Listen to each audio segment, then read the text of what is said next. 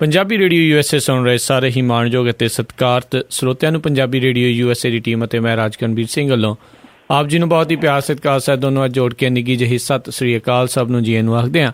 ਸੋ ਤੇ programme election express ਲੈ ਕੇ ਹਾਜ਼ਰ ਹਾਂ, ਜਿਸ ਦੇ ਵਿੱਚ ਜਿਹੜੇ ਜੀ ਚੋਣਾਂ ਦੇ ਉੱਤੇ ਜਿਹੜੀ ਵਿਸ਼ੇਸ਼ ਗੱਲਬਾਤ ਆ 16 ਤਰੀਕ ਤੱਕ ਲਗਾਤਾਰ ਇਹ ਜਿਹੜੇ ਪ੍ਰੋਗਰਾਮ ਇੱਦਾਂ ਹੀ ਤੁਸੀਂ ਸੁਣਦੇ ਰਹੋਗੇ। ਉਸ ਤੋਂ ਬਾਅਦ ਦੇ ਵਿੱਚ ਵੀ ਜਿਹੜਾ ਪ੍ਰੋਗਰਾਮ ਚੱਲੇਗਾ, ਪਰ ਉਸ ਦੇ ਵਿੱਚ ਜਿਹੜੇ ਦੂਜੇ ਮੁੱਦਿਆਂ ਦੇ ਉੱਤੇ ਜਿਹੜੀ ਜ਼ਰੂਰ ਗੱਲਬਾਤ ਹੋਏਗੀ। ਪਰ ਹਾਲ ਦੀ ਘੜੀ ਜਿਹੜੇ ਇਲੈਕਸ਼ਨ ਦਾ ਸੀਜ਼ਨ ਆ ਬਿਲਕੁਲ ਜ਼ੋਰਾਂ ਦੇ ਉੱਤੇ ਆ ਅਤੇ ਅਖੀਰਲੇ ਕੰਢਿਆਂ ਦੇ ਉੱਤੇ ਪਹੁੰਚ ਰਿਹਾ ਆ। ਅਤੇ ਗੱਲਬਾਤ ਦੇ ਲਈ ਸਾਡੇ ਨਾਲ ਪਟਿਆਲਾ ਸਟੂਡੀਓਜ਼ ਤੋਂ ਜੁੜਦੇ ਨੇ ਬਲਤੇਜ ਪੰਨੂ ਜੀ।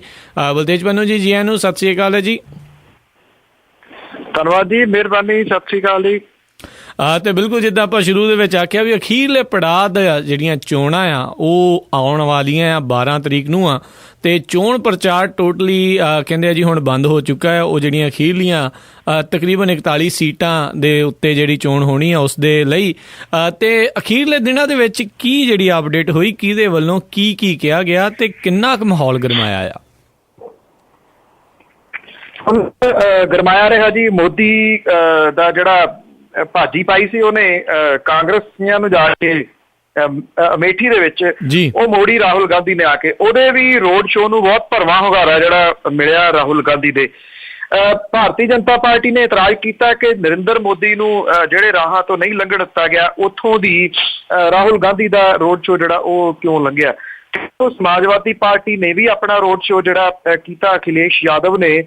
ਪਰ ਸਾਨਾਂ ਦੇ ਭੇਡ ਦੇ ਵਿੱਚ ਬਾਕੀ ਜਿਹੜੀਆਂ ਪਾਰਟੀਆਂ ਨੇ ਉਹ ਕਿਤੇ ਪਾਣੀ ਮੰਗਦੀਆਂ ਦਿਸਦੀਆਂ ਨਹੀਂ। ਸਾਨਾਂ ਦਾ ਭੇਡ ਜਿਹੜਾ ਜੀ ਉਹ ਤਿਕੋਣੀ ਟੱਕਰ ਹੀ ਹੈ। ਇੱਥੇ ਆਮ ਆਦਮੀ ਪਾਰਟੀ ਦੇ ਅਰਵਿੰਦ ਕੇਜਰੀਵਾਲ, ਭਾਰਤੀ ਜਨਤਾ ਪਾਰਟੀ ਦੇ ਪ੍ਰਧਾਨ ਮੰਤਰੀ ਅਹੁਦੇ ਦੇ ਉਮੀਦਵਾਰ ਨਰਿੰਦਰ ਮੋਦੀ ਤੇ ਵਿਜੇ ਰਾਜ ਜਿਹੜੇ ਕਾਂਗਰਸ ਦੇ ਨੇ, ਉਹਨਾਂ ਦੇ ਵਿਚਾਲੇ ਇਹ ਮੁਕਾਬਲਾ ਹੈ। ਬੜੀ ਅਜੀਬੋ ਗਰੀਬ ਇੱਕ ਜਿਹੜੀ ਗੱਲ ਇੱਥੇ ਹੈ, ਜਿਹੜੀ ਅਹਿਮ, ਉਹ ਇਹ ਕਿ ਜਿਹੜਾ ਬਾਹੂ ਹੈ, ਜਿਹੜਾ ਮੁਸਲਿਮ ਵੋਟਾਂ ਜਿਹੜੀਆਂ ਆਪਣੀ ਜੇਬ ਦੇ ਵਿੱਚ ਰੱਖਣ ਦੀ ਗੱਲ ਜਿਹੜੀ ਕਰਦਾ, ਕੱਲ ਜ਼ਮਾਨਤ ਦੇ ਉੱਤੇ ਬਾਹਰ ਆਇਆ। ਉਹ ਇੱਕ ਕਤਲ ਕਾਂਡ ਦੇ ਮਾਮਲੇ ਦੇ ਵਿੱਚ ਅੰਦਰ ਆਇਆ। ਕਤਲ ਉਹਨੇ ਕੀਤਾ ਹੋਇਆ ਕਾਂਗਰਸੀ ਉਮੀਦਵਾਰ ਦੇ ਭਰਾ ਦਾ, ਤੇ ਹੁਣ ਸਪੋਰਟ ਵੀ ਉਹਨੇ ਜਿਹੜੀ ਉਹ ਕਾਂਗਰਸ ਨੂੰ ਜਿਹੜੀ ਹੈ ਜੀ ਉਹ ਦਿੱਤੀ ਹੈ। ਇਹ ਇਹੋ ਜਿਹੇ ਗੱਠਜੋੜ ਨੇ ਜਿਹਦੇ ਤਹਿਤ ਇਹ ਚੋਣ ਜਿਹੜੀ ਆ ਉਹ ਲੜੀ ਜਾ ਰਹੀ ਆ। ਜਿਹੜੇ ਅਰਵਿੰਦ ਕੇਜਰੀਵਾਲ ਨੇ, ਬੇਸ਼ੱਕ ਇੱਥੋਂ ਦਾ ਮੀਡੀਆ ਕੁਛ ਵੀ ਕਹੇ, ਜਿਹੜਾ ਇੰਟਰਨੈਸ਼ਨਲ ਮੀਡੀਆ ਹੈ ਉਹ ਇਹ ਕਹਿ ਰਿਹਾ ਹੈ ਕਿ ਨਰਿੰਦਰ ਮੋਦੀ ਤੇ ਅਰਵਿੰਦ ਕੇਜਰੀਵਾਲ ਦੇ ਵਿਚਾਲੇ ਹੀ ਜੰਗ ਹੈ। ਪਰ ਜਿਹੋ ਜਿਹਾ ਹੁੰਗਾਰਾ ਕਾਂਗਰਸ ਨੂੰ ਮਿਲਿਆ, ਉਹਦੇ ਨਾਲ ਤਿਕੋਣੀ ਟੱਕਰ ਜਿਹੜੀ ਆ ਜੀ ਉਹਦੀ ਸੰਭਾਵਨਾ ਤੋਂ ਨਹੀਂ ਕੀਤੀ ਜਾ ਸਕਦੀ ਕਿ ਤਿੰਨ ਕੋਣੀ ਟੱਕਰ ਜਿਹੜੀ ਇੱਥੇ ਹੈ।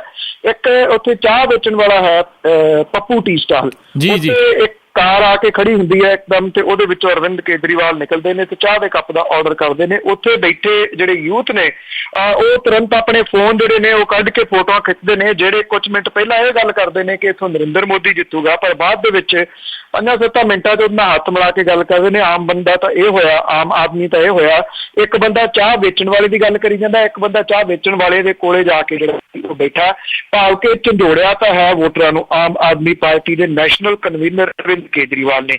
ਬਾਕੀ ਜਿਹੜੀ 16 ਤਰੀਕ ਨੂੰ ਜਦੋਂ ਨਤੀਜੇ ਆਉਣਗੇ ਉਦੋਂ ਪਤਾ ਲੱਗੇਗਾ। ਉਦੋਂ ਪਹਿਲਾਂ 12 ਤਰੀਕ ਭਾਵ ਕਿ ਕੱਲ ਨੂੰ ਵੋਟਾਂ ਜਿਹੜੀਆਂ ਨੇ ਸਾਡੇ ਮੁਤਾਬਕ ਸਵੇਰ ਨੂੰ ਉੱਥੇ ਪੈਣਗੀਆਂ। ਕਿੰਨੇ % ਵੋਟ ਪੈਂਦੀ ਹੈ?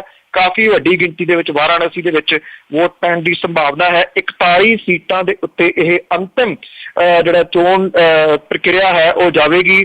ਬਹੁਤਾ ਕੁਝ ਜਿਹੜਾ ਜੀ ਉਹ ਕਲੀਅਰ ਹੋ ਗਿਆ। ਨੇਤਾ ਜਿਹੜੇ ਨੇ ਉਹ ਅੱਜ ਘਰੋਂ ਘਰੀ ਤੁਰਨਗੇ, ਪਰ ਸ਼ੋਰ ਸ਼ਰਾਬਾ ਜਿਹੜਾ ਸੀ ਉਹ ਮੁਕੰਮਲ ਰੂਪ ਦੇ ਵਿੱਚ ਸਾਰੇ ਮੁਲਕ ਦੇ ਵਿੱਚ ਬੰਦ ਹੋ ਗਿਆ। ਤੇ 41 ਜਿਹੜੀਆਂ ਸੀਟਾਂ ਨੇ ਉਹਦੇ ਉੱਤੇ ਕੱਲ ਸ਼ਾਮ ਨੂੰ ਜਦੋਂ ਵੋਟਾਂ ਪੈ ਜਾਣਗੀਆਂ ਤੇ ਇਹ ਵੱਡੀਆਂ ਪ੍ਰਕਿਰਿਆ ਜਿਹੜੀਆਂ ਨੇ ਚੋਣ ਦੀਆਂ ਉਹ ਸਾਰੀਆਂ ਸਮਾਪਤ ਹੋ ਜਾਣਗੀਆਂ ਤੇ ਫਿਰ ਨਜ਼ਰਾਂ ਲੱਗ ਜਾਣਗੀਆਂ 16 ਤਰੀਕ ਤੇ 16 ਤਰੀਕ ਤੋਂ ਜਿਹੜੀਆਂ ਭੰਬੀਰੀਆਂ ਨੇ ਘੁੰਮਣ ਲੱਗ ਜਾਣਗੀਆਂ ਕਿ ਕਿਹੜੀ ਪਾਰਟੀ ਕਿਸ ਪਾਸੇ ਵੱਲ ਨੂੰ ਜਿਹੜੀ ਜਾ ਰਹੀ ਆ। ਆਪਾਂ ਕੋਸ਼ਿਸ਼ ਕਰਾਂਗੇ ਲਿਸਨਰਸ ਨੂੰ ਸਮੇਂ ਸਿਰ ਜੋੜੀ ਰੱਖੀਏ ਉਸ ਦਿਨ। ਜੀ ਬਿਲਕੁਲ ਜੀ। 15 ਦੀ ਰਾਤ ਜਿਹੜੀ ਕਿ ਇੱਥੇ ਅਮਰੀਕਾ ਦੇ ਵਿੱਚ ਅਤੇ 16 ਦਾ ਦਿਨ ਪੰਜਾਬ ਦੇ ਵਿੱਚ, ਅਤੇ ਲਾਈਵ ਬਿਲਕੁਲ ਪ੍ਰੋਗਰਾਮ ਪੰਜਾਬੀ ਰੇਡੀਓ USA ਦੇ ਸਰੋਤਿਆਂ ਦੇ ਲਈ ਜ਼ਰੂਰ ਪੇਸ਼ ਕਰਾਂਗੇ। ਸੋ ਜ਼ਰੂਰ ਤੁਸੀਂ ਉਸ ਦਿਨ ਵੀ ਜਿਹੜੇ ਆ ਜੀ ਸਰੋਤਿਓ ਸਾਡੇ ਨਾਲ ਇੱਦਾਂ ਹੀ ਜੁੜਨਾ। ਅਤੇ ਅਗਲੀ ਜਿਹੜੀ ਆਪਾਂ ਗੱਲ ਕਰੀਏ ਜਿਸ ਦੇ ਜੋ ਕਿ ਅੱਜ ਮੁੱਖ ਸੁਰਖੀਆਂ ਬਣੀਆਂ ਅਖਬਾਰਾਂ ਦੀਆਂ ਵੀ, ਜਿਸ ਦੇ ਵਿੱਚ ਜਿਹੜੇ ਅਨਿਲ ਜੋਸ਼ੀ ਜਿਨ੍ਹਾਂ ਨੇ ਉਸ ਦੇ ਖਿਲਾਫ ਜਿਹੜਾ ਮੁੱਦਾ ਚੱਕਿਆ ਆ, ਸ਼ਿਕਾਇਤ ਜਿਨ੍ਹਾਂ ਨੇ ਕੀਤੀ ਸੀ, ਅਤੇ ਉਹਨਾਂ ਦੇ ਉੱਤੇ ਜਿਹੜਾ ਜੀ ਕਾਤਲਾਨਾ ਹਮਲਾ ਹੋਇਆ ਆ, ਕਿਸੇ ਦੇ ਉੱਤੇ ਕੇਸ ਪੈ ਰਿਹਾ ਆ। ਕੀ ਆ ਉਸ ਮਾਮਲੇ ਦੇ ਉੱਤੇ ਲੇਟੈਸਟ ਅਪਡੇਟ? ਗੁੰਡਾਗਰਦੀ ਦੀ ਸਿਖਰ ਹੈ ਜੀ ਇਹ ਪੰਜਾਬ ਦੇ ਵਿੱਚ ਜੀ ਕੱਲ ਵੀ ਆਪਾਂ ਸਾਂਝਾ ਕੀਤਾ ਸੀ ਕਿ ਆਮ ਆਦਮੀ ਪਾਰਟੀ ਦੇ ਵਰਕਰਾਂ ਦੇ ਤੇ ਨਿਰੰਤਰ ਹਮਲੇ ਜਿਹੜੇ ਉਹ ਹੋ ਰਹੇ ਨੇ। ਹੁਣ ਅਨਿਲ ਜੋਸ਼ੀ ਜਿਹੜੇ ਭਾਰਤੀ ਜਨਤਾ ਪਾਰਟੀ ਦੇ ਕੈਬਨਿਟ ਮੰਤਰੀ ਨੇ ਇੱਥੇ ਪੰਜਾਬ ਦੇ ਵਿੱਚ, ਉਹਨਾਂ ਦੇ ਉੱਤੇ ਦੋਹਰੀ ਵੋਟ ਬਣਾਉਣ ਦਾ ਜਿਹੜਾ ਮਾਮਲਾ ਸਾਹਮਣੇ ਲਿਆਉਣ ਵਾਲਾ ਇੱਕ ਵਕੀਲ ਵਿਨੀਤ ਮਹਾਜਨ, ਉਹਦੇ ਉੱਤੇ ਜਾਨਲੇਵਾ ਹਮਲਾ ਜਿਹੜਾ ਕੀਤਾ ਗਿਆ।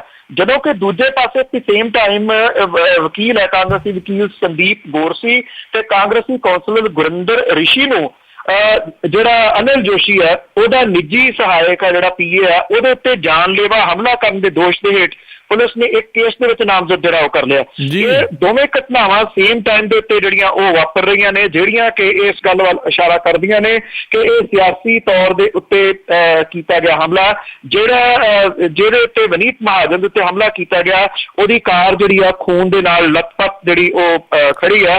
ਵਿਨੀਤ ਮਹਾਜਨ ਇਸ ਵੇਲੇ ਹਸਪਤਾਲ ਦੇ ਵਿੱਚ ਜੇਰੇ ਇਲਾਜ ਹੈ, ਜਿਹਦੇ ਉੱਤੇ 3 ਗੱਡੀਆਂ ਦੇ ਵਿੱਚ ਆਏ ਗੁੰਡਿਆਂ ਨੇ ਹਮਲਾ ਜਿਹੜਾ ਸੀ ਉਹ ਕੀਤਾ ਤੇ ਦੂਜੇ ਪਾਸੇ ਜਿਹੜੇ 2 ਨੇ ਉਹਨਾਂ ਨੂੰ ਧਰ ਲਿਆ ਗਿਆ। ਕੈਪਟਨ ਅਮਰਿੰਦਰ ਸਿੰਘ ਹੋਰਾਂ ਨੇ ਇਹ ਕਿਹਾ ਕਿ ਸਿੱਧਮ ਸਿੱਧਾ ਜਿਹੜਾ ਹੈ ਇਹ ਸਿਆਸਤ ਤੋਂ ਪ੍ਰੇਰਿਤ ਕੇਸ ਹੈ, ਅਦਰਵਾਈਜ਼ ਇੱਕਦਮ ਕਿਵੇਂ ਜਿਹੜਾ ਦੀ ਇਹ ਹੋ ਜਾਂਦਾ। ਪਰ ਦੂਜੇ ਪਾਸੇ ਅਨਿਲ ਜੋਸ਼ੀ ਜਿਹੜੇ ਨੇ ਉਹ ਕਹਿੰਦੇ ਕਿ ਮੇਰਾ ਇਸ ਕੇਸ ਤੇ ਹਮਲੇ ਵਾਲੇ ਤੇ ਦੂਜੇ ਦੇ ਵਿੱਚ ਲੈਣਾ ਦੇਣਾ ਕੋਈ ਨਹੀਂ। ਲੈਣਾ ਦੇਣਾ ਤਾਂ ਹੈ, ਜਿਹੜਾ ਹਮਲਾ ਦੱਸਿਆ ਗਿਆ ਅਨਿਲ ਜੋਸ਼ੀ ਦੇ PA ਦੇ ਉੱਤੇ, ਉਹ ਤਾਂ ਉਹਨਾਂ ਦੇ ਨਾਲ ਹੀ ਸਿੱਧਮ ਸਿੱਧਾ ਜਿਹੜਾ ਦੀ ਉਹ ਰਿਲੇਟਡ ਹੈ। ਪੁਲਿਸ ਦੀ ਇਨਵੈਸਟੀਗੇਸ਼ਨ ਜਿਹੜੀ ਆ ਉਹ ਜਾਰੀ ਹੈ।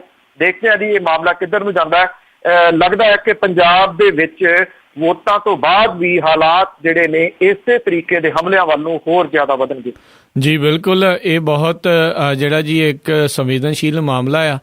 ਲੋਕ ਜਿਹੜੇ ਵੀ ਕਿਤੇ ਵੀ ਕੋਈ ਵੀ ਆਵਾਜ਼ ਉਠਾਉਂਦਾ ਤੇ ਉਹ ਆਵਾਜ਼ ਨੂੰ ਦੱਬਣ ਦੀ ਜਿਹੜੀ ਕੋਸ਼ਿਸ਼ ਆ, ਖਾਸ ਕਰਕੇ ਹੁਕਮਰਾਨਾਂ ਦੇ ਖਿਲਾਫ ਜਿਹੜੀ ਹੁੰਦੀ ਆ, ਉਸ ਨੂੰ ਦੱਬਣ ਦੀ ਜਿਹੜੀ ਪੂਰੀ ਕੋਸ਼ਿਸ਼ ਕੀਤੀ ਜਾਂਦੀ ਆ। ਤੇ ਜ਼ਰੂਰ ਆਪਾਂ ਨੂੰ ਚਾਹੀਦਾ ਹਮੇਸ਼ਾ ਜਿਹੜੇ ਜੀ ਇਹ ਆਵਾਜ਼ਾਂ ਜਿਹੜੀਆਂ ਬੁਲੰਦ ਕਰਦੇ ਰਹਿਣ, ਕਿਉਂਕਿ ਜਿਹੜੇ ਆਉਣ ਵਾਲੇ 3 ਸਾਲਾਂ ਚਾਹੇ ਨਤੀਜਾ ਜਿਹੜਾ ਮਰਜ਼ੀ ਆਵੇ, ਇੱਦਾਂ ਦੇ ਜਿਹੜੇ ਮਾਮਲੇ ਬਹੁਤ ਜ਼ਿਆਦਾ ਵੱਧ ਸਕਦੇ ਆ। ਸੋ ਸਾਰਿਆਂ ਨੂੰ ਬੜੇ ਇਸ ਚੀਜ਼ ਦੇ ਵਿੱਚ ਜਾਗਰੂਕ ਰਹਿਣਾ ਪਵੇਗਾ। ਤੇ ਅਗਲੀ ਜਿਹੜੀ ਆਪਾਂ ਗੱਲ ਕਰਦੇ ਹਾਂ, ਜਿਸ ਦੇ ਵਿੱਚ ਜਿਹੜੇ ਜਥੇਦਾਰ ਨੇ ਸ਼੍ਰੀ ਅਕਾਲ ਤਖਤ ਸਾਹਿਬ ਦੇ, ਉਹਨਾਂ ਦੇ ਵੱਲੋਂ ਇੱਕ ਵਾਰੀ ਫੇਰ ਜਿਹੜੀ ਅਪੀਲ ਕੀਤੀ ਗਈ ਆ ਜਿਹੜੀ ਆ ਆਬਾਦੀ ਵਧਾਉਣ ਬਾਰੇ, ਇਸ ਦੇ ਉੱਤੇ ਕੀ ਲੇਟੈਸਟ ਅਪਡੇਟ ਆ? ਇੱਥੇ ਪਟਿਆਲੇ ਦੇ ਵਿੱਚ ਸੰਜੀ ਅਕਾਲ ਤਖਤ ਸਾਹਿਬ ਦੇ ਜਥੇਦਾਰ ਗਿਆਨੀ ਗੁਰਬਚਨ ਸਿੰਘ ਹੁਰੀ ਔਰ ਉਹਨਾਂ ਨੇ ਇੱਥੇ ਬੁੱਢਾ ਦਲ ਦਾ ਸਮਾਗਮ ਸੀਗਾ, ਉਹਦੇ ਵਿੱਚ ਉਹਨਾਂ ਨੇ ਫੇਰ ਇੱਕ ਵਾਰੀ ਗੱਲ ਆਖੀ ਕਿ ਜਿਹੜੇ ਸਿੱਖ ਨੇ ਉਹਨਾਂ ਨੂੰ ਹੁਣ 2 ਬੱਚਿਆਂ ਦੇ ਨਾਲ ਨਹੀਂ ਕਰਨਾ। ਉਹ ਕਹਿੰਦੇ ਆਬਾਦੀ ਜਿਹੜੀ ਆ ਸਿੱਖਾਂ ਨੂੰ ਵਧਾਉਣੀ ਪਊਗੀ, ਕਿਉਂਕਿ ਆਬਾਦੀ ਜਿਹੜੀ ਆ ਉਹ ਘੱਟਦੀ ਜਾ ਰਹੀ ਹੈ। ਜਿਹੜੇ ਬੱਚੇ ਹੋਣਗੇ ਉਹਨਾਂ ਦੀ ਪੜ੍ਹਾਈ ਲਿਖਾਈ ਦਾ ਕੀ ਇੰਤਜ਼ਾਮ ਹੋਊਗਾ, ਇਹਦੇ ਬਾਰੇ ਪਹਿਲਾਂ ਵੀ ਉਹਨਾਂ ਦਾ ਮੂੰਹ ਚੁੱਪ ਸੀਗਾ, ਹੁਣ ਵੀ ਉਹਨਾਂ ਦਾ ਮੂੰਹ ਜਿਹੜਾ ਬੰਦ ਹੈ। ਜਿਹੜੀ ਪੜ੍ਹਾਈ ਆ ਉਹ ਕਿੰਨੀ ਕੁ ਮਹਿੰਗੀ ਹੋ ਗਈ ਆ, ਇਹ ਸ਼ਾਇਦ ਜਥੇਦਾਰ ਸਾਹਿਬ ਨੂੰ ਨਹੀਂ ਪਤਾ। ਜੇ ਪਤਾ ਹੋਵੇ ਤਾਂ ਮੇਰਾ ਖਿਆਲ ਏਦਾਂ ਦਾ ਬਿਆਨ ਜਿਹੜਾ ਉਹ ਨਾ ਦਿੰਦੇ, ਜਿਹਨੂੰ ਸਿਆਣਪ ਵਾਲਾ ਨਹੀਂ ਕਿਹਾ ਜਾ ਸਕਦਾ ਜੀ ਇਸ ਬਿਆਨ ਨੂੰ। ਦੂਜੇ ਪਾਸੇ ਜਿਹੜਾ ਉਹਨਾਂ ਨੂੰ ਬਾਰ-ਬਾਰ ਜਿਹੜਾ ਪੁੱਛਿਆ ਗਿਆ ਕਿ ਸਜ਼ਾ ਜਿਹੜੀ ਆ ਤੇ ਤਨਖਾਹ ਉਹਦੇ ਵਿੱਚ ਕੀ ਫਰਕ ਹੁੰਦਾ, ਇਹਦਾ ਉਹ ਕੋਈ ਬਹੁਤਾ ਸਪਸ਼ਟ ਜਵਾਬ ਜਿਹੜਾ ਨਾ ਜੀ ਉਹ ਦੇ ਨਹੀਂ ਸਕੇ। ਔਰ ਜਦੋਂ ਉਹਨਾਂ ਨੂੰ ਇਹ ਪੁੱਛਿਆ ਗਿਆ ਕਿ ਪਿਛਲੇ ਸਮੇਂ ਦੇ ਵਿੱਚ ਜਿਹੜੀਆਂ ਸਜ਼ਾਵਾਂ ਜਾਂ ਜਿਹੜੀ ਤਨਖਾਹ ਦੀ ਲਾਈ ਜਾਂਦੀ ਸੀ ਬਿਕਰਮ ਸਿੰਘ ਮਜੀਠੀਆ ਹੋਰਾਂ ਵਾਲੇ ਮਾਮਲੇ ਦੇ ਵਿੱਚ ਇਹ ਕਿਉਂ ਨਹੀਂ ਲਾਇਆ ਗਿਆ, ਤੇ ਉਹਨਾਂ ਨੇ ਬਹੁਤੇ ਜਿਹੜੇ ਸਵਾਲਾਂ ਦੇ ਜਵਾਬ ਸੀ ਉਹ ਟਾਲੇ ਔਰ ਉਹ ਫਸਦੇ ਜਿਹੜੇ ਸੀ ਸਵਾਲਾਂ ਦੇ ਜਵਾਬ ਦੇ ਵਿੱਚ ਨਜ਼ਰ ਆਏ ਇੱਥੇ ਪਟਿਆਲੇ ਦੇ ਵਿੱਚ। ਪਹਿਲਾਂ ਵੀ ਜਦੋਂ ਉਹਨਾਂ ਨੇ ਇਹ ਬਿਆਨ ਦਿੱਤਾ ਸੀਗਾ ਜਿਹੜਾ ਆਬਾਦੀ ਵਧਾਉਣ ਵਾਲਾ, ਉਦੋਂ ਵੀ ਉਹਨਾਂ ਨੇ ਕਾਫੀ ਕੰਟਰੋਵਰਸੀ ਕ੍ਰੀਏਟ ਕੀਤੀ ਸੀ। ਹੁਣ ਫਿਰ ਇੱਕ ਵਾਰੀ ਜਿਹੜੀ ਹੈ ਇਹਨਾਂ ਨੇ ਕੰਟਰੋਵਰਸੀ ਜਿਹੜੀ ਹੈ ਕ੍ਰੀਏਟ ਕੀਤੀ ਹੈ ਕਿ ਸਿੱਖਾਂ ਦੀ ਆਬਾਦੀ ਵਧਣੀ ਚਾਹੀਦੀ ਆ। ਉਹਨਾਂ ਨੇ ਇਹ ਵੀ ਕਿਹਾ ਕਿ ਸ਼੍ਰੋਮਣੀ ਗੁਰਦੁਆਰਾ ਪ੍ਰਬੰਧਕ ਕਮੇਟੀ ਦੇ ਯਤਨਾਂ ਕਰਕੇ ਸਿੱਖੀ ਜਿਹੜੀ ਆ ਪੰਜਾਬ 'ਚ ਪ੍ਰਫੁੱਲਤ ਹੋ ਰਹੀ ਆ। ਪੱਤਰਕਾਰਾਂ ਨੇ ਪੁੱਛਿਆ ਕਿ ਕਿੱਥੇ ਪ੍ਰਫੁੱਲਤ ਹੋ ਰਹੀ ਆ, ਉਹ ਕੋਈ ਖਿੱਤਾ ਦੱਸੋਗੇ? ਤੇ ਜਥੇਦਾਰ ਸਾਹਿਬ ਨੇ ਕਿਹਾ ਜਾਣ ਦਾ ਟਾਈਮ ਹੋ ਗਿਆ ਹੁਣ ਮੈਂ ਛੇਤੀ ਨਿਕਲਣਾ। ਜੀ ਬਿਲਕੁਲ, ਜਿਹੜੇ ਸਵਾਲਾਂ ਦੇ ਜਿਹੜੇ ਜਵਾਬ ਉਹਨਾਂ ਨੂੰ ਪਤਾ ਹੀ ਨਹੀਂ ਆ, ਤੇ ਜਿਸ ਦੇ ਵਿੱਚ ਕੋਰਾ ਝੂਠ ਜਿਹੜਾ ਬੋਲਦੇ ਆ, ਉਸ ਦੇ ਟਾਈਮ ਦੇ ਉੱਤੇ ਹਮੇਸ਼ਾ ਹੀ ਜਾਂ ਜਾਣ ਦਾ ਵੇਲਾ ਹੋ ਜਾਂਦਾ ਤੇ ਜਾਂ ਇਹਨਾਂ ਨੂੰ ਪਤਾ ਕੁਛ ਨਹੀਂ ਹੁੰਦਾ। ਤੇ ਅਗਲੀ ਜਿਹੜੀ ਆਪਾਂ ਗੱਲ ਕਰਦੇ ਹਾਂ, ਇੱਕ ਜਿਹੜਾ ਜੀ ਨਵੀਂ ਗੱਲ ਜਿਸ ਦੇ ਵਿੱਚ ਸਾਹਮਣੇ ਆਈ ਵੀ ਕੈਨੇਡਾ ਦੇ ਨੂੰ ਜਿਹੜੇ ਜੀ ਅਧਿਆਪਕ ਜਿਹੜੇ ਉਹ ਘੱਲ ਰਹੇ ਆ, ਉਹਨਾਂ ਨੂੰ ਜਿਹੜਾ ਜੀ ਜਾਂ ਤੇ ਸੈਰ ਸਪਾਟੇ ਦੇ ਲਈ ਤੇ ਜਾਂ ਫਿਰ ਉੱਥੇ ਕੁਛ ਜਿਹੜਾ ਜੀ ਸਿਖਾਉਣ ਦੇ ਲਈ ਜਾਂ ਸਿੱਖਣ ਦੇ ਲਈ। ਇਹ ਕੀ ਮਾਮਲਾ ਆ ਇਸ ਟਾਈਮ ਜਿਹੜੇ ਅਧਿਆਪਕਾਂ ਨੂੰ ਜਿਹੜਾ ਕੈਨੇਡਾ ਦੀ ਸੈਰ ਸਪਾਟੇ ਦਾ? ਮੈਨੂੰ ਯਾਦ ਹੈ ਵਿਧਾਨ ਸਭਾ ਦੇ ਵਿੱਚ ਜਿਹੜੀ ਪਿਛਲੀ ਅਕਾਲੀ BJP ਸਰਕਾਰ ਸੀ, ਉਦੋਂ ਮਾਮਲਾ ਉੱਠਿਆ ਸੀਗਾ ਕਿ ਜਿਹੜੇ ਟ੍ਰੈਫਿਕ ਦੇ ਨਿਯਮ ਨੇ ਉਹਨਾਂ ਨੂੰ ਕਿਵੇਂ ਠੀਕ ਕੀਤਾ ਜਾਵੇ। ਇਹਦੇ ਵਾਸਤੇ ਕੁਝ ਮੰਤਰੀਆਂ ਸ਼ੰਤਰੀਆਂ ਨੇ ਕਿਹਾ ਸੀਗਾ ਕਿ ਪੰਜਾਬ ਸਰਕਾਰ ਉਹਨਾਂ ਨੂੰ ਵਿਦੇਸ਼ੀ ਦੌਰੇ ਦੇ ਉੱਤੇ ਭੇਜੇ, ਕੈਨੇਡਾ ਤੇ ਆਸਟ੍ਰੇਲੀਆ ਦੇ ਵਿੱਚ ਜਾ ਕੇ ਉਹ ਟ੍ਰੈਫਿਕ ਨਿਯਮਾਂ ਦੀ ਘੋਖ ਕਰ ਸਕਣ। ਤੇ ਉਦੋਂ ਖਜ਼ਾਨਾ ਮੰਤਰੀ ਮਨਪ੍ਰੀਤ ਸਿੰਘ ਬਾਦਲ ਹੁੰਦੇ ਸਨ, ਉਹਨਾਂ ਨੇ ਇਹ ਕਿਹਾ ਸੀਗਾ ਕਿ ਕਿਉਂ ਖਜ਼ਾਨੇ ਦੇ ਉੱਤੇ ਬੋਝ ਪਾਉਣਾ, ਨੈਟ ਦੇ ਉੱਤੇ ਸਾਰਾ ਕੁਝ ਪਿਆ, ਨੈਟ ਦੇ ਉੱਤੇ ਕੱਢ ਸਿੱਖ ਲਓ ਜੇ ਤੁਸੀਂ ਚੇਂਜ ਕਰਨਾ ਚਾਹੁੰਦੇ ਹੋ। ਉਹੋ ਜਿਹਾ ਡਰਾਮਾ ਹੁਣ ਫੇਰ ਜਿਹੜਾ ਜੀ ਪੰਜਾਬ ਸਰਕਾਰ ਦੇ ਵੱਲੋਂ ਕੀਤਾ ਜਾ ਰਿਹਾ। 2.5 ਕਰੋੜ ਰੁਪਈਆ ਜਿਹੜਾ ਜੀ ਉਹ ਖਰਚਿਆ ਜਾਊਗਾ। ਸਿੱਖਿਆ ਵਿਭਾਗ ਦੇ ਵੱਲੋਂ 50 ਟੀਚਰ ਨੇ ਜਿਨ੍ਹਾਂ ਨੂੰ ਯੂਨੀਵਰਸਿਟੀ ਆਫ ਟੋਰਾਂਟੋ ਦੇ ਵਿੱਚੋਂ ਟੀਚਰ ਟ੍ਰੇਨਿੰਗ ਦਿਵਾਉਣ ਦਾ ਜਿਹੜਾ ਕੀਤਾ ਗਿਆ। ਜਿਹੜੀ ਸ਼ਰਾਬ ਦੀ ਬੋਤਲ ਦੇ ਉੱਤੇ 1 ਰੁਪਈਆ ਐਜੂਕੇਸ਼ਨ ਸੈਸ ਲਾਇਆ ਜਾਂਦਾ, ਉਹ ਪੈਸਾ ਇਸ ਪਾਸੇ ਵੱਲ ਵਰਤਿਆ ਜਾਊਗਾ। ਜਿਹੜੇ ਇਹ ਟੀਚਰ ਨੇ ਇਹਨਾਂ ਨੂੰ ਇਹ ਆਖਿਆ ਗਿਆ ਕਿ ਤੁਸੀਂ ਆਈਲੈਟ ਹੈ ਉਹ ਕਲੀਅਰ ਤੁਹਾਡਾ ਹੋਣਾ ਜ਼ਰੂਰੀ ਹੈ, 6.5 ਪੁਆਇੰਟ ਉਹਦੇ ਵਿੱਚੋਂ ਆਉਣੇ ਜ਼ਰੂਰੀ ਹੈ, ਤਾਂ ਤੁਸੀਂ ਇਹਦੇ ਵਾਸਤੇ ਐਲੀਜੀਬਲ ਜਿਹੜਾ ਉਹ ਹੋਵੋਗੇ। ਜਿਹੜੇ ਟੀਚਰ ਨੇ ਉਹਨਾਂ ਦੇ ਵੱਲੋਂ ਹੁਣ ਜੁਗਾੜ ਕੀਤਾ ਜਾ ਰਿਹਾ, ਕੋਸ਼ਿਸ਼ ਕੀਤੀ ਜਾ ਰਹੀ ਹੈ ਕਿ ਆਈਲੈਟ ਜਿਹੜਾ ਉਹ ਕਲੀਅਰ ਕਰ ਲੈਣ ਤੇ ਇਹਦੇ ਉੱਤੇ ਟ੍ਰੇਨਿੰਗ ਦੇ ਜਿਹੜੇ ਉਹ ਜਾ ਸਕਦੇ ਨੇ। ਜਿਹੜੀ ਗੱਲ ਮਨਪ੍ਰੀਤ ਬਾਦਲ ਹੋਰਾਂ ਦੀ ਮੈਂ ਪਹਿਲਾਂ ਕਹੀ ਹੈ, ਉਹ ਕਰਕੇ ਮੈਂ ਇੱਥੇ ਕੋਟ ਕੀਤੀ ਹੈ ਕਿ ਜਿਹੜਾ ਐਜੂਕੇਸ਼ਨ ਸਿਸਟਮ ਹੈ ਕੈਨੇਡਾ ਦਾ ਜਾਂ ਯੂਨੀਵਰਸਿਟੀ ਆਫ ਟੋਰਾਂਟੋ ਦਾ, ਉਹ ਸਾਰੇ ਦਾ ਸਾਰਾ ਅਵੇਲੇਬਲ ਹੈ ਜੀ। ਤੁਸੀਂ ਕੁਝ ਵੀ ਪਾਓ, ਪੂਰੀ ਜਾਣਕਾਰੀ ਜਿਹੜੀ ਆ ਉਹ ਤੁਹਾਨੂੰ ਨਿਕਲ ਆਉਂਦੀ ਹੈ। ਇਹ ਤਾਂ ਪੈਸੇ ਜਾਂ ਆਪਣੇ ਜਿਹੜੇ ਖਾਸ ਬੰਦੇ ਨੇ ਉਹਨਾਂ ਨੂੰ ਉੱਥੇ ਜਾ ਕੇ ਗੇੜੀ ਦਿਵਾਉਣ ਦੇ ਵਾਸਤੇ ਹੀ ਕੀਤਾ ਜਾ ਰਿਹਾ ਹੈ। ਤੇ ਲੁਕਵੇਂ ਆੜ ਦੇ ਵਿੱਚ ਉਹ ਨਾ ਹੋਵੇ ਇੱਕ ਵਾਰੀ ਭੰਗੜੇ ਦੀ ਪੂਰੀ ਟੀਮ ਗਾਇਬ ਹੋ ਗਈ ਸੀ, ਕਿਤੇ ਟੀਚਰਾਂ ਦੀ ਟੀਮ ਹੀ ਨਾ ਗਾਇਬ ਹੋ ਜਾਏ ਉੱਥੇ ਜਾ ਕੇ। ਜੀ ਬਿਲਕੁਲ ਜੀ, ਇਸ ਦੇ ਉੱਤੇ ਵੀ ਜਿਹੜੇ ਆ ਜੀ ਸਵਾਲ ਰਹਿਣਗੇ ਤੇ ਲੋਕਾਂ ਦੀ ਨਿਗਾਹ ਵੀ ਜਿਹੜੀ ਰਹੇਗੀ। ਤੇ ਨਾਲੇ ਜੇ ਐਜੂਕੇਸ਼ਨ ਸਿਸਟਮ ਦੀ ਗੱਲ ਕਰੀਏ ਤੇ ਜਿਹੜੇ ਇੱਥੇ ਦਾ ਸਿਸਟਮ ਆ ਤੇ ਜਿਹੜਾ ਉੱਥੇ ਦਾ ਸਿਸਟਮ ਆ ਉਸ ਦੇ ਵਿੱਚ ਜ਼ਮੀਨ ਅਸਮਾਨ ਦਾ ਫਰਕ ਆ। ਸੋ ਇਹ ਨਹੀਂ ਪਤਾ ਵੀ ਜਾਂ ਫਿਰ ਉੱਥੇ ਚੇਂਜ ਕਰਨਾ ਜਾਂ ਫਿਰ ਇੱਥੇ ਚੇਂਜ ਕਰਾਉਣ ਆ ਰਹੇ ਆ, ਕੁਛ ਨਾ ਕੁਛ ਤਾਂ ਜ਼ਰੂਰ ਇਸ ਦੇ ਪਿੱਛੇ ਹੈਗਾ ਆ। ਅਗਲੀ ਜਿਹੜੀ ਆਪਾਂ ਗੱਲ ਕਰਦੇ ਹਾਂ ਜੱਸੀ ਸਿੱਧੂ ਕਤਲਕਾਂਡ ਦੇ ਬਾਰੇ, ਉਸ ਦੇ ਉੱਤੇ ਜਿਹੜਾ ਜੀ ਨਤੀਜਾ ਆਇਆ ਅਦਾਲਤ ਦੇ ਵੱਲੋਂ ਬ੍ਰਿਟਿਸ਼ ਕੋਲੰਬੀਆ ਦੇ ਵਿੱਚ ਜਿਹੜਾ ਇਹ ਕਤਲਕਾਂਡ ਹੋਇਆ ਸੀ, ਇਸ ਦੇ ਉੱਤੇ ਕੀ ਲੇਟੈਸਟ ਅਪਡੇਟ ਆ? ਇਹ ਬ੍ਰਿਟਿਸ਼ ਕੋਲੰਬੀਆ ਦੀ ਰਹਿਣ ਵਾਲੀ ਲੜਕੀ ਸੀ ਜੱਸੀ, ਜਿਹੜੀ ਮੈਪਲ ਰਿਜ ਦੀ ਉੱਥੋਂ ਦੀ ਰਹਿਣ ਵਾਲੀ ਸੀਗੀ। ਉਹਨੇ ਇੱਥੇ ਆ ਕੇ ਆਪ ਦੇ ਵਿੱਚ ਵਿਆਹ ਕਰਵਾ ਲਿਆ ਸੀਗਾ ਇੱਕ ਆਟੋ ਚਲਾਉਣ ਵਾਲੇ ਮਿੱਠੂ ਦੇ ਨਾਲ। 14 ਸਾਲ ਪਹਿਲਾਂ ਇਹ ਸਾਰਾ ਕੁਝ ਜਿਹੜਾ ਦੀ ਮਾਪਿਆਂ ਦੀ ਮਰਜ਼ੀ ਦੇ ਖਿਲਾਫ ਉਹਨੇ ਜਿਹੜਾ ਸੀਗਾ ਉਹ ਵਿਆਹ ਕਰਵਾਇਆ ਤੇ ਉਦੋਂ ਬਾਅਦ ਮਾਪੇ ਜਿਹੜੇ ਸੀ ਉਹਨਾਂ ਦੀ ਦਰਾਜ਼ ਨੂੰ ਝੱਲਣੀ ਪਈ। ਜੂਨ 2000 ਦੇ ਵਿੱਚ ਲੁਧਿਆਣੇ ਜ਼ਿਲ੍ਹੇ ਦੇ ਪੇਂਡੂ ਖੇਤਰ ਦੇ ਵਿੱਚ ਜਾਨਲੇਵਾ ਹਮਲਾ ਦੋਵਾਂ ਦੇ ਉੱਤੇ ਹੋ ਗਿਆ। ਮਿੱਠੂ ਤਾਏ ਦੇ ਵਿੱਚ ਇਸ ਜਾਨਲੇਵਾ ਹਮਲੇ 'ਚ ਬਚ ਗਿਆ, ਜੱਸੀ ਜਿਹੜੀ ਸੀ ਉਹ ਮਾਰੀ ਗਈ। ਕੈਨੇਡੀਅਨ ਨਾਗਰਿਕ ਹੋਣ ਕਰਕੇ ਜੱਸੀ ਦਾ ਜਿਹੜਾ ਮਾਮਲਾ ਸੀ ਕਾਫੀ ਭਖਿਆ। CBC ਨੇ ਇੱਕ ਖਾਸ ਤੌਰ ਦੇ ਉੱਤੇ ਡਾਕੂਮੈਂਟਰੀ ਉੱਥੇ ਦਿਖਾਈ।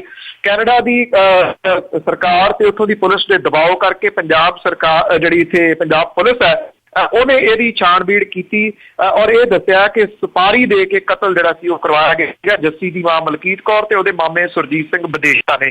ਬਾਅਦ ਦੇ ਵਿੱਚ ਕਿਉਂਕਿ ਮਿੱਠੂ ਇਹਦੇ ਚੋਂ ਬਚ ਗਿਆ ਸੀਗਾ, ਇਸ ਕਰਕੇ ਪੈਸਿਆਂ ਦੇ ਲੈਣ ਦੇਣ ਕਰਕੇ ਕੁਝ ਗੜਬੜ ਹੋ ਗਈ, ਜਿਹੜੀ ਕਿ ਇੱਕ ਕਾਰਨ ਬਣੀ ਪੰਜਾਬ ਪੁਲਿਸ ਦੇ ਕੋਲੇ ਸਬੂਤ ਜਿਹੜੇ ਸੀ ਉਹ ਹੱਥ ਲੱਗਣ ਦਾ। ਹੁਣ ਮਾਮਲਾ ਕਿਉਂਕਿ ਬ੍ਰਿਟਿਸ਼ ਕੋਲੰਬੀਆ ਦੇ ਵਿੱਚ ਚੱਲ ਰਿਹਾ ਸੀ, ਬ੍ਰਿਟਿਸ਼ ਕੋਲੰਬੀਆ ਦੀ ਅਦਾਲਤ ਨੇ ਜੱਸੀ ਦੀ ਮਾਂ ਮਲਕੀਤ ਕੌਰ ਤੇ ਉਹਦੇ ਮਾਮੇ ਸੁਰਜੀਤ ਸਿੰਘ ਵਿਦੇਸ਼ਾ ਨੂੰ ਦੇਸ਼ ਨਿਕਾਲੇ ਦੇ ਹਿੱਸੇ ਨੇ ਭਾਵ ਕਿ ਜਿਹੜੀ ਸੰਧੀ ਦੋਵਾਂ ਮੁਲਕਾਂ ਦੇ ਵਿਚਾਲੇ ਹੈ ਭਾਰਤ ਤੇ ਕੈਨੇਡਾ ਦੇ ਵਿਚਾਲੇ ਐਕਸਟ੍ਰੈਡੀਸ਼ਨ ਦੀ, ਉਹਦੇ ਤਹਿਤ ਇਹਨਾਂ ਦੋਵਾਂ ਨੂੰ ਜਿਹੜਾ ਜੀ ਇੱਥੇ ਪੰਜਾਬ ਲਿਆਂਦਾ ਜਾਊਗਾ ਔਰ ਇਸ ਮਾਮਲੇ 'ਚ ਇਹਨਾਂ ਦੇ ਉੱਤੇ ਮੁਕੱਦਮਾ ਚੱਲੂਗਾ ਜੀ। ਮੈਂ ਦੱਸਦਾ ਇਸ ਮਾਮਲੇ ਵਿੱਚ ਬਹੁਤੇ ਫੜੇ ਗਏ ਸਨ ਪਹਿਲਾਂ, ਉਹਨਾਂ ਨੂੰ ਸਜ਼ਾ ਹੋ ਚੁੱਕੀ ਹੈ ਉਮਰ ਕੈਦ ਦੀ। ਜੀ ਤੇ ਅਗਲੀ ਜਿਹੜੀ ਆਪਾਂ ਗੱਲ ਕਰੀਏ ਵੀ ਜਿੱਦਾਂ ਗਰਮੀ ਦਾ ਲਗਾਤਾਰ ਉੱਥੇ ਪਾਰਾ ਤਾਂ ਵੱਧ ਰਿਹਾ ਤੇ ਜਿਹੜੀਆਂ ਖਬਰਾਂ ਇਸ ਟਾਈਮ ਇਹ ਆ ਰਹੀਆਂ ਵੀ ਬਿਜਲੀ ਜਿਹੜੀ ਆ ਸਰਪਲਸ ਬਹੁਤ ਜ਼ਿਆਦਾ ਹੋ ਰਹੀ ਆ, ਬਾਰ-ਬਾਰ ਕੋਲੇ ਦਾ ਜਿਹੜਾ ਰੌਲਾ ਬਹੁਤ ਜ਼ਿਆਦਾ ਪਿਆ ਹੋਇਆ, ਕੋਲਾ ਸੰਕਟ ਜਿਹੜਾ ਮੁੱਕ ਨਹੀਂ ਰਿਹਾ। ਕੀ ਆ ਇਸ ਚੀਜ਼ ਦੇ ਉੱਤੇ ਲੇਟੈਸਟ ਅਪਡੇਟ? ਇੱਕ ਤਾਂ ਜੀ ਬਠਿੰਡੇ ਦੇ ਵਿੱਚ ਬਠਿੰਡਾ ਤੇ ਲਹਿਰਾ ਜਿਹੜਾ ਬਿਜਲੀ ਬਣਾਉਣ ਵਾਲੇ ਤਾਪ ਘਰਨੇ ਦੀ, ਉੱਥੇ ਕੋਲੇ ਦੀ ਸ਼ਾਰਟੇਜ ਕਹਿ ਲਓ, ਉਂਝ ਕਹਿ ਲਓ ਮੁਕੰਮਲ ਰੂਪ ਦੇ ਵਿੱਚ ਬਿਜਲੀ ਜਿਹੜੀ ਬਣਾਉਣੀ ਉਹਨਾਂ ਨੇ ਬੰਦ ਕਰ ਦਿੱਤੀ ਹੋਈ ਹੈ, ਜਿਹਦੇ ਕਰਕੇ ਪੰਜਾਬ ਦੇ ਵਿੱਚ ਬਿਜਲੀ ਦਾ ਵੱਡਾ ਸੰਕਟ ਪੈਦਾ ਹੋ ਗਿਆ। ਉੱਧਰ ਜਿਹੜਾ PCL ਹੈ, ਜਿਹੜਾ ਬੋਰਡ ਹੈ, ਉਹ ਇਹ ਕਹਿੰਦਾ ਜੀ ਕਿ ਉਹਨੇ 700 ਕਰੋੜ ਰੁਪਏ ਬਿਜਲੀ ਹੁਣ ਤੋਂ ਲੈ ਕੇ ਸਤੰਬਰ ਮਹੀਨੇ ਤੱਕ ਦੂਜੇ ਸੂਬਿਆਂ ਤੋਂ ਖਰੀਦਣੀ ਹੈ ਤੇ ਇਹ 7 ਕਰੋੜ ਰੁਪਏ ਦਾ ਬੋਝ ਜਿਹੜਾ ਜੀ ਇਹ ਪੈਣਾ ਕੰਜ਼ਿਊਮਰ ਦੇ ਉੱਤੇ। ਬਿਜਲੀ ਜਿਹੜੀ ਆ ਜੀ ਉਹ ਉਹਦਾ ਰੇਟ ਵਧੂਗਾ। BJP ਨੇ ਜਿਹੜਾ ਘੜਿਆ ਘੜਾਇਆ ਜਿਹਾ ਬਿਆਨ ਇੱਕ ਜਾਰੀ ਕਰਤਾ ਕਿ ਅਸੀਂ ਵਿਰੋਧ ਕਰਾਂਗੇ ਬਿਜਲੀ ਰੇਟਾਂ ਦਾ, ਕਾਂਗਰਸ ਨੇ ਕਿਹਾ ਕਿ ਅਸੀਂ ਇਹਦਾ ਵਿਰੋਧ ਕਰਾਂਗੇ। ਪਿਛਲੇ ਸਮੇਂ ਦੇ ਵਿੱਚ ਕਿਸੇ ਪਾਰਟੀ ਨੇ ਕੋਈ ਵਿਰੋਧ ਨਹੀਂ ਕੀਤਾ। ਬੀਜੇਪੀ ਸਮਝਦੀ ਹੈ ਝੱਡੀ ਵਾਲੀਆਂ ਕਾਰਾਂ ਜਿੰਨੀ ਦੇਰ ਤੱਕ ਝੂਟੀਆਂ ਜਾਂਦੀਆਂ ਨੇ ਆਰਾਮ ਨਾਲ ਝੂਟੋ, ਕੀ ਲੈਣਾ ਵਿਰੋਧ ਵਗੈਰਾ ਕਰਕੇ। ਦੂਜੇ ਪਾਸੇ ਜਿਹੜੇ ਏਡੇ ਵੱਡੇ ਵੱਡੇ ਇਸ਼ਤਿਹਾਰ ਫੁੱਲ ਪੇਜ ਦੇ ਇੱਥੇ ਸਾਰੀਆਂ ਜਿੱਦਣ ਵੋਟਾਂ ਪੈਣੀਆਂ ਸੀ ਸਾਰੀਆਂ ਅਖਬਾਰਾਂ ਦੇ ਵਿੱਚ ਪੰਨਿਆਂ ਦੇ ਉੱਤੇ ਛਪੇ ਸਨ। ਉਹ ਅਖਬਾਰਾਂ ਵਾਲੇ ਹੁਣ ਚੁੱਪ ਗਰੁੱਪ ਬੈਠੇ ਸਨ ਕਿ ਉਹਨਾਂ ਨੇ ਇਹ ਜਿਹੜੇ ਇਸ਼ਤਿਹਾਰ ਸੀ ਉਹ ਕਿਉਂ ਛਾਪਿਆ, ਜਿਹਦੇ ਵਿੱਚ ਇਹ ਗੱਲ ਆਖੀ ਗਈ ਸੀ ਕਿ ਪੰਜਾਬ ਜਿਹੜਾ ਉਹ ਭਾਰਤ ਦਾ ਪਹਿਲਾ ਬਿਜਲੀ ਸਰਪਲਸ ਹੋਣ ਵਾਲਾ ਸੂਬਾ ਹੈ ਜਿੱਥੇ ਕਿ ਕੋਈ ਕੱਟ ਨਹੀਂ ਲੱਗਦਾ, ਜਦੋਂ ਕਿ ਹੁਣ ਪੰਜਾਬ ਦਾ ਜਿਹੜਾ PSPCL ਹੈ ਉਹ ਦੂਜੇ ਸੂਬਿਆਂ ਤੋਂ ਬਿਜਲੀ ਸਤੰਬਰ ਮਹੀਨੇ ਤੱਕ ਜਿਹੜਾ ਖਰੀਦਣ ਦੀ ਗੱਲ ਕਰ ਰਿਹਾ। ਜੇ ਸਤੰਬਰ ਮਹੀਨੇ ਤੱਕ ਉਹਨੇ ਬਿਜਲੀ ਖਰੀਦਣੀ ਹੈ ਇਹਦਾ ਮਤਲਬ ਇਹ ਕਿ ਅੱਗੋਂ ਵੀ ਬਿਜਲੀ ਉਤਪਾਦਨ ਹੋਣ ਦੇ ਕੋਈ ਚਾਂਸਸ ਨਹੀਂ। ਇਦੋਂ ਵੱਡਾ ਹੋਰ ਝੂਠ ਜਿਹੜਾ ਲੋਕਾਂ ਦੇ ਨਾਲ ਨਹੀਂ ਬੋਲਿਆ ਜਾ ਸਕਦਾ। ਪਰ ਮੁਸ਼ਕਿਲ ਇਹ ਆ ਅਖਬਾਰਾਂ ਜਿਹੜੀਆਂ ਨੇ ਉਹ ਇਸ਼ਤਿਹਾਰਾਂ ਤੱਕ ਸੀਮਤ ਨੇ, ਅੱਗੋਂ ਖਬਰਾਂ ਬਣਾਉਣ ਵੱਲ ਨੂੰ ਉਹ ਕੋਈ ਬਹੁਤੀ ਤਰਜੀਹ ਜਿਹੜੀ ਆ ਉਹ ਨਹੀਂ ਦਿੰਦੀਆਂ। ਮੈਂ ਕੱਲ ਵੀ ਸਾਂਝਾ ਕੀਤਾ ਸੀਗਾ ਕਿ ਜਦੋਂ ਇਹ ਨਤੀਜੇ ਆ ਜਾਂਦੇ ਨੇ ਉਦੋਂ ਫੌਰਨ ਬਾਅਦ ਪੰਜਾਬ ਦੇ ਲੋਕਾਂ ਨੂੰ ਕਰੰਟ ਬਿਜਲੀ ਦੇ ਵਿੱਚ ਵਧੇ ਹੋਏ ਵਾਧਿਆਂ ਇਸ ਵੇਲੇ ਮੈਂ ਦੱਸਦਾ ਕਿ ਭਾਰਤ ਦੇ ਵਿੱਚੋਂ ਸਭ ਤੋਂ ਮਹਿੰਗੀ ਬਿਜਲੀ ਦੇਣ ਵਾਲੇ ਸੂਬੇ ਦੇ ਵਿੱਚੋਂ ਇੱਕ ਹੈ ਜੀ ਪੰਜਾਬ। ਜੀ ਬਿਲਕੁਲ। ਸੋ ਕਾਫੀ ਜਿਹੜਾ ਜੀ ਆਉਣ ਵਾਲੇ ਸਮੇਂ ਦੇ ਵਿੱਚ ਇਸ ਦੇ ਉੱਤੇ ਵੀ ਜਿਹੜੇ ਸਰਕਾਰ ਨੂੰ ਦੇਖਦੇ ਹਾਂ ਵੀ ਜਿਹੜੀ ਕਿਹੜੀਆਂ ਹੋਰ ਰਾਜਸੀ ਪਾਰਟੀ ਸਿਆਸੀ ਪਾਰਟੀਆਂ ਇਹਨਾਂ ਨੂੰ ਆਪਣੇ ਹੱਥਾਂ 'ਚ ਲੈਂਦੀ ਹੈ ਜਾਂ ਕਰਦੇ ਆ ਕੁਛ ਇਹਨਾਂ ਖਿਲਾਫ ਜਾਂ ਨਹੀਂ। ਅਤੇ ਇੱਕ ਜਿਹੜਾ ਜੀ ਰਾਹੁਲ ਗਾਂਧੀ ਦੇ ਦੌਰੇ ਦੇ ਵਿੱਚ ਜਿਹੜਾ ਭਾਸ਼ਣ ਜਿਹੜੇ ਦੇ ਰਹੇ ਸੀ ਕੱਲ੍ਹ ਰੋਡ ਸ਼ੋਅ ਤੋਂ ਬਾਅਦ ਦੇ ਵਿੱਚ ਕਿਸੇ ਨੌਜਵਾਨ ਨੇ ਉਹਨਾਂ ਨੂੰ ਇੱਕ ਸਵਾਲ ਪੁੱਛ ਲਿਆ ਤੇ ਖਬਰਾਂ ਇਹ ਮਿਲ ਰਹੀ ਆ ਵੀ ਕਾਫੀ ਜਿਹੜੀ ਆ ਉਸ ਦੀ ਕੁੱਟਮਾਰ ਹੋਈ ਆ। ਕੀ ਇਸ ਦੇ ਉੱਤੇ ਅਪਡੇਟ ਆ? ਜੀ ਵਾਰਾਣਸੀ ਦੇ ਵਿੱਚ ਜਿਹੜਾ ਕੁਝ ਵਾਪਰਿਆ ਹੈ ਮੁਸ਼ਕਿਲ ਇਹ ਨਾ ਕਿ ਚੋਰ ਨਾਲੋਂ ਪੰਡ ਕਾਹਲੀ ਵਾਲੀ ਗੱਲ ਹੈ, ਪੰਜਾਬੀ ਦੀ ਕਹਾਵਤ ਹੈ। ਉਹ ਕੁਝ ਬੋਲੇ ਜਾਂ ਨਾ ਬੋਲੇ ਇੱਥੇ ਹੀ ਇਹ ਜਿਹੜੀ ਚੀਜ਼ ਹੈ ਨਾ ਦੀ ਨਿਵਾਣਾ ਵੱਲ ਨੂੰ ਰਾਜਨੀਤੀ ਗਈ ਹੈ। ਜੇ ਇੱਕ ਬੰਦਾ ਥੱਪੜ ਮਾਰਦਾ ਅਰਵਿੰਦ ਕੇਜਰੀਵਾਲ ਦੇ ਉਹ ਅਗਲੇ ਦਿਨ ਉਹਦੇ ਘਰੇ ਚਲੇ ਜਾਂਦਾ ਵੀ ਯਾਰ ਮੁਸ਼ਕਿਲ ਤਾਂ ਦੱਸ ਕੀ ਹੈ। ਇੱਥੇ ਜੇ ਕਿਸੇ ਨੇ ਸਵਾਲ ਪੁੱਛ ਲਿਆ ਤੇ ਉਹਦੇ ਥੱਪੜ ਪੈਂਦਾ।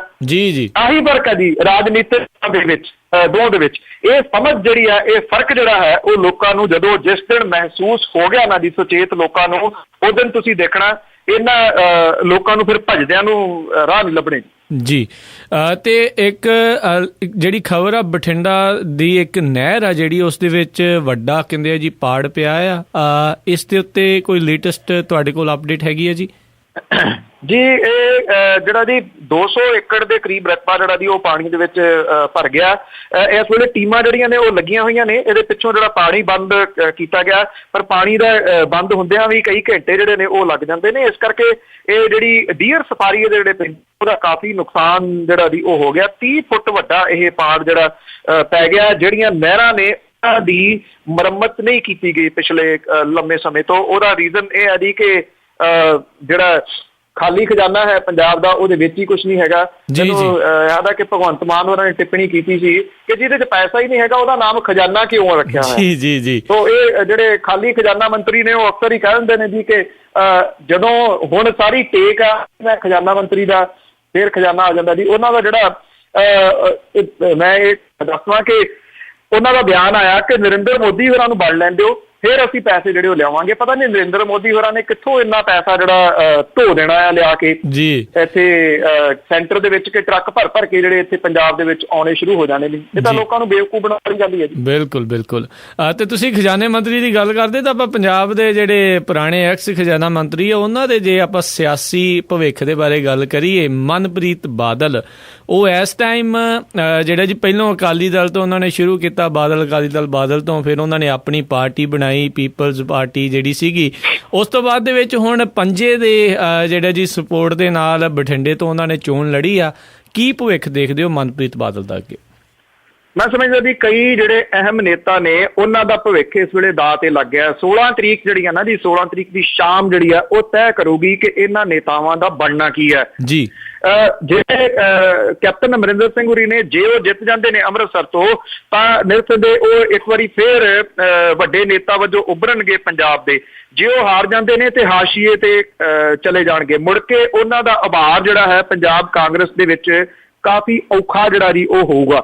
ਇਸੇ ਤਰੀਕੇ ਦੇ ਨਾਲ ਦਾ ਜਿਹੜਾ ਜੀ ਉਹ ਲੱਗਿਆ ਹੋਇਆ ਪ੍ਰਤਾਪ ਸਿੰਘ ਬਾਜਵਾ ਹੋਰਾਂ ਦਾ। ਇਹ ਪ੍ਰਤਾਪ ਸਿੰਘ ਬਾਜਵਾ ਹੋਰੀ ਹਾਰ ਜਾਂਦੇ ਨੇ ਆਪਣੀ ਜਿਹੜੀ ਹੈ ਜੀ ਉਹ ਚੋਣ, ਉਹਨਾਂ ਲਈ ਬੜੀ ਔਖੀ ਘੜੀ ਹੈ। ਤਾਂ ਇੱਕ ਸੂਬੇ ਦੇ ਪ੍ਰਧਾਨ ਦਾ ਹਾਰਨਾ ਜਿਹੜਾ ਜੀ ਉਹ ਹਾਈ ਕਮਾਂਡ ਵੀ ਕਿਸੇ ਵੀ ਹਾਲਤ ਦੇ ਵਿੱਚ ਬਰਦਾਸ਼ਤ ਜਿਹੜੀ ਆ ਉਹ ਨਹੀਂ ਕਰਦੀ। ਤੀਜੇ ਅਹਿਮ ਨੇਤਾ ਕਾਂਗਰਸ ਦੇ ਜਿਹੜੇ ਨੇ ਸੁਨੀਲ ਜਾਖੜ ਹੋਰੀ ਨੇ।